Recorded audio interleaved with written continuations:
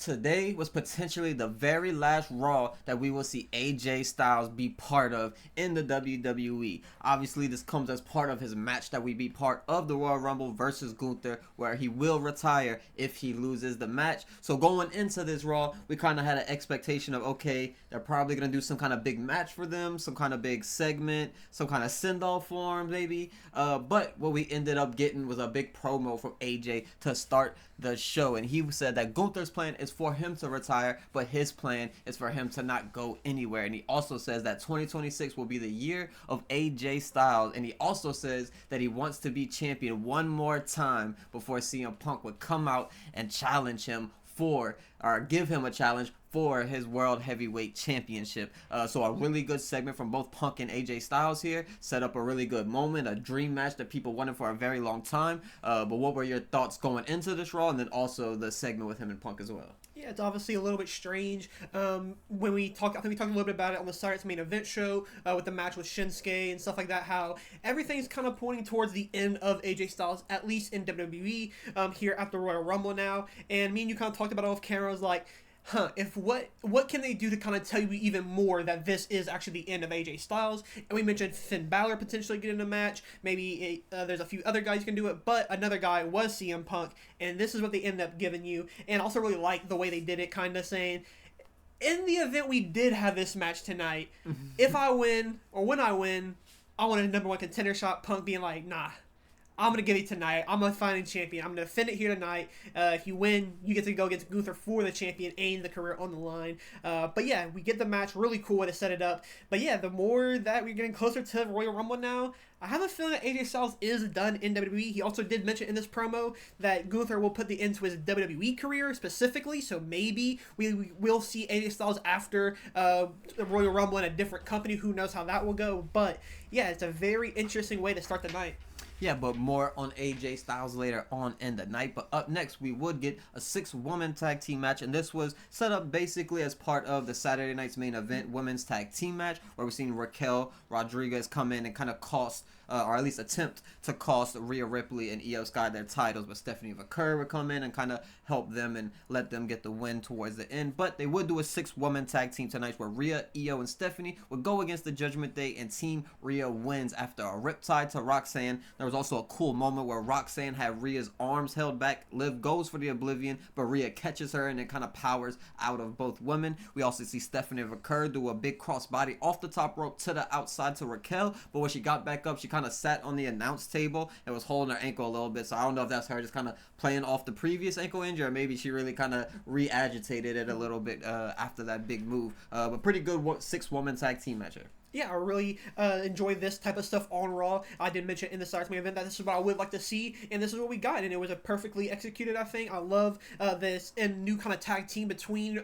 Liv Morgan and Roxanne Perez. We're introducing more tag team moves together, which I really like. The one being where Roxanne Perez kind of goes around the opponent, gets them in a leg sweep. Liv comes, hits the code breaker into a leg sweep from Roxanne. I think it's a really cool move. And yeah, I just like everything about this. I like that Stephanie McCurry with the names of a Rhea Ripley, Io Sky, Liv Morgan, because she is the world champion. She is the person that on Saturday they will all go against to win a potential opportunity at WrestleMania for. So yeah, I really like it. I love that the Stephanie and Raquel stuff is still kind of escalating a little bit more. More to that later on. But yeah, really cool stuff between everybody. And yeah, great match. Yeah, and then after that, we would get a pretty brief match between Austin Theory and Rey Mysterio, and Austin Theory would pick up the win after a cess stomp, and then after the match, there would be a beatdown from the Vision to Rey Mysterio, Penta, and Dragon Lee. Not too much to go on about here, pretty short match, but after that, we do get something pretty interesting, and that was Natalya. She has a promo in her Natty character this time, and she claims that she made Maxine Dupree, and that after she's done with Maxine Dupree, she is going to be going after gold again, and we'll be hearing from Becky Lynch a little bit later, kind of giving a response to that, I guess. We'd also see a moment during commercial where Javon Evans declares for the Royal Rumble, so that's good to know that he's healthy after the kind of injury scare that we got on the previous Raw. Then after that, we also got a very, very interesting Fatal 4-Way Tag Team match to determine the number one contender for the tag team titles, where we seen the return of the Creed brothers facing off against Los Americanos, Alpha Academy, and the New Day. And we actually see a lot of really good offense from Akira Tozawa, surprisingly, getting a lot of his moves off during this match, but to end the match, we would actually see that offense from Tozawa pay off when him and Otis would pick up the win in the match. And the best parts of the match were actually all the parts with Tozawa. He was flying off the top rope. He was diving to the outside of the ring. He was doing all his just fast-paced offense that he's kind of known for doing at this point in the WWE. But a pretty good match from these four. Kind of a surprising winner. I definitely didn't expect Tozawa and Otis to win going into this match, but I guess that's somewhat of an easy defense for the Usos to go into for their first one. Yeah, I was pleasantly surprised with this match. Like you mentioned, the teams in this, it kind of says a lot about the Raw Tag Team division. It's all guys that the previous champions have gone against. Obviously, the Usos haven't did that just yet, but I'm sure we'll see those matches eventually down the line. But yeah, I love that Tozawa is getting these minutes now. He's somebody who, if you go back into his catalog, you can see why, or can see how he was so good back in the day, and he's still able to do that. I think he's somebody who I'm really surprised with, kind of in the long, like the big picture of the things, that he wasn't somebody who became more of a higher mid-card. I don't think he'd be the world champion by any means, but he's somebody who can go in the ring. He obviously has a good comedic kind of sense to his wrestling style and just his promos and stuff. But yeah, I love that Tozawa is getting these minutes. He got some good moments here, and yeah, glad that they'll get the tag team opportunity. They kind of been building up that the Otis and Tozawa are friends with the Usos, so yeah, it should be a nice friendly match with I'm assuming Usos retain. Yeah, for sure.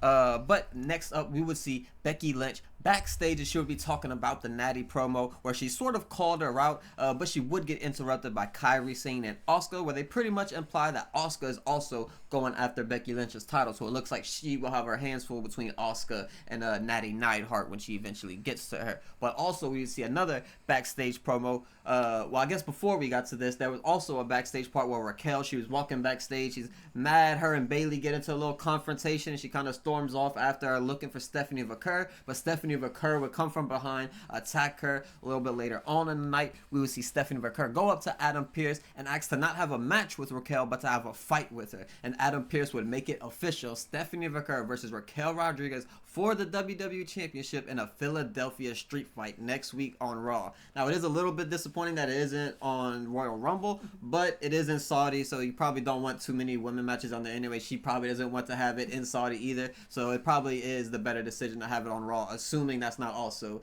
in Saudi, of course. But yeah, really cool segment there from Stephanie Vaquer and Becky Lynch. Yeah, I love the Becky Lynch stuff. It feels like they're really building up the Becky and Asuka match, which I'm really looking forward to. I think that's a great match to have, especially if you want to build Asuka even more than what you're kind of doing right now with the Kabuki Wars, where it feels like she's obviously above Kairi in the hierarchy, but she's somebody who still isn't putting her toes into any of the world title pictures just yet. And I like that her going after Intercontinental gives that a big storyline with a big match, potentially a WrestleMania match. I don't know, kind of see where the Kabuki Warriors are during that time, but yeah, I would really like to see that match. And as for the stuff about Kerr, like I mentioned earlier, I love that this feud is continuing to get some more tension between the two. It's really good. Hopefully this isn't the big blow-off match just for a Raw, but I also can see that being the end of Stephanie Vaquer's reign.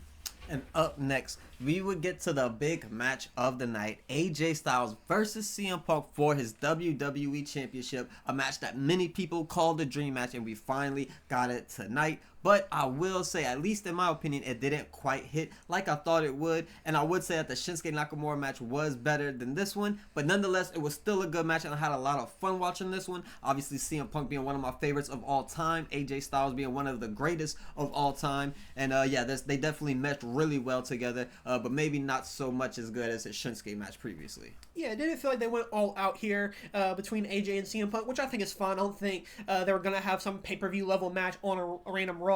But it is cool to see that we at least got this moment in WWE. It was two guys who we always kind of never were across each other at the same time, but we finally get it here. And yeah, it's really nice to see these two kind of have the respect for each other. Potentially AJ's last TV match before we head on to Royal Rumble. So yeah, it's gonna be really nice to see what happens at there, and I'm interested in what is next for CM Punk because yeah, we have something that stopped the match before we can get a real finish. Yeah, before we got to the finish of this match, something that would piss the crowd off over there in Toronto or Montreal, wherever they were tonight.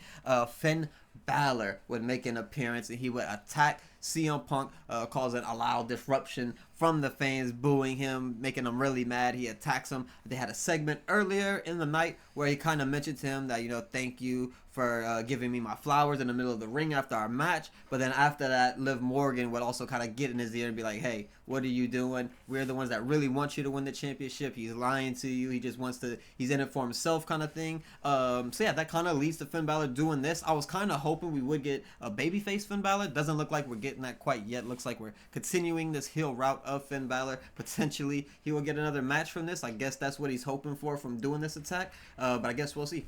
Yeah, it's really interesting to see what they're doing with Finn Balor right now. It feels like they want to give him some type of big program right now, obviously with CM Punk potentially, but I think people kind of want him to be face, and they didn't want to go that route just yet, so they're going to do this to draw some more heat on him, but I don't know how much that will work in the long run, because I think people do want to see a Finn Balor world title run. Obviously, if it is to the end of CM Punk, I think some fans will obviously have some disagreement with it, but I think a Finn Balor run would be really nice. Hopefully he does eventually get that. Don't think it will be off the back of a CM Punk win, but yeah, it's a really interesting segment. I'm surprised they're not going with the babyface Finn and to kind of end the Judgment Day as well, because like you said with the Liv Morgan stuff, it felt like he could just say, hey, screw all you guys. I already can't be in the Royal Rumble because apparently that's full. So we'll see how that goes on the night. If he will attack somebody, maybe attack Dominic Mysterio, JD McDonough if he got in the match. But yeah, it's gonna be really interesting to see what happens for Finn Balor over the next few weeks going to Mania.